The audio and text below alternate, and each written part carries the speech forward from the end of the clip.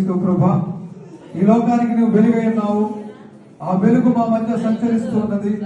అది ప్రజలందరూ గుర్తించేలాగున ఇదిగో మీ యొక్క జీవితాల్లో ఆ వెలుగుతో నింపమని యేసు నామములో ప్రార్థించి వేడుకొనుచున్నాము తండ్రి.